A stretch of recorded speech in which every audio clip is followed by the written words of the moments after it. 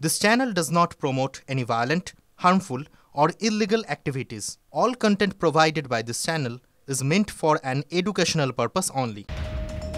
আর একটা বড় খবরের দিকে নজর রাখতে হচ্ছে। চন্দননগরে শিশু মৃত্যুতে চাঞ্চল্যকর মোড়। ডাকাত পড়েছিল বাড়িতে, অনুমান করছে পরিবার। আলমারি থেকে টাকা গয়না চুরির দাবি করা হয়েছে পরিবারের তরফ থেকে। আশিক ইনসান আমাদের সঙ্গে রয়েছেন, আমাদের সহকর্মী। আশিক, কি বলছে পরিবার? কখন ডাকাত পড়েছিল, শিশুটি তখন কোথায় ছিল, বাড়িতে আর কে কে ছিল? অভিযোগের ভিত্তিতে এখন পুলিশ কিভাবে তদন্ত করছে? একেবারে তোমাকে প্রথমেই দেখাবো পরিবার যে দাবি করছে, অর্থাৎ এই যে বাড়ি, এই বাড়ির ভিতরেই গোটা ঘটনাটি ঘটে গতকাল। এবং পরিবার যেটা দাবি করছে যে গতকালকে যখন এই ঘটনা ঘটে সেই সময় বাড়িতে কেউ ছিল না, অর্থাৎ শিশুটির মা এবং দিদি তারা বাইরে ছিল এবং তার বাবা তিনি কাজের সূত্রে কলকাতায় ছিলেন। এবং যখন তারা জানতে পারেন এই যে ঘটনা, সেই সময় কিন্তু সন্ধ্যা হয়ে যায়। অর্থাৎ মা যখন যেটা দাবি করছেন যে গতকাল তিনি যেটা বলেন যে তিনি প্রায় 2 ঘন্টা 2.5 ঘন্টা বাড়িতে ছিলেন না, এবং তারপরে বাড়ি যখন আসেন তখন দেখে শিশুটি কম্বল চাপা দিয়ে ঘুমাচ্ছে। তিনি মনে করেন যে শিশুটি ঘুমাচ্ছে, তবে তারপরে তারা যেটা জানাচ্ছেন যে তারপরে যখন তারা জানতে পারেন সেই সময় তারা যখন চন্দননগর হাসপাতালে নিয়ে যান, চিকিৎসক তাকে মৃত বলে ঘোষণা করে।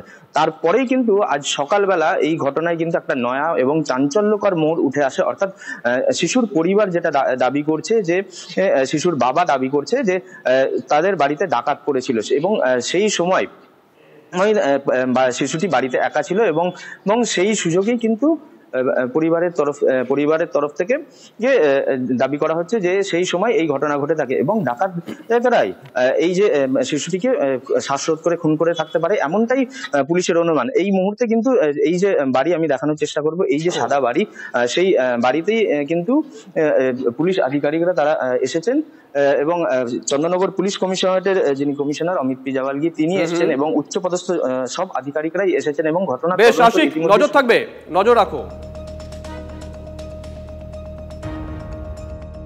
জানতাম না আগে, আজকে সকালবেলায় জানলাম যে ক্যাশ 40-45 হাজার টাকা মতন প্লাস গয়না নেই, লকারে ছিল। মেয়ে এসে ভাইকে ডাকতে গিয়ে দেখছে উঠছে না, তখন বলছে ওট উঠছে না, তখন আমায় ফোন করে। লক্ষ্য করলো যে চাবিটা ঝুলছে আলমারিতে, আমাকে জিজ্ঞাসা করছে যে তুমি কি চাবি আলমারি খুলেছিলে? বললাম না, আমি তো আলমারি খুলিনি। তাহলে চাবিটা ঝুলছে, কাল থেকে আমাদের খেয়াল পড়েনি যে আলমারিতে চাবিটা লাগানো অবস্থায় ঝুলছে। তখন ও বললো আলমারিটা খুলে দেখো। আমি আলমারিটা খুলে দেখলাম, আমার লকারে ক্যাশ ছিল, কিছু গয়না ছিল, আর ব্যাগে ও মাইনের টাকা দিয়েছিল সেটাও রাখা ছিল। দরজাটা পুরো ভেজানো, বুঝেছেন?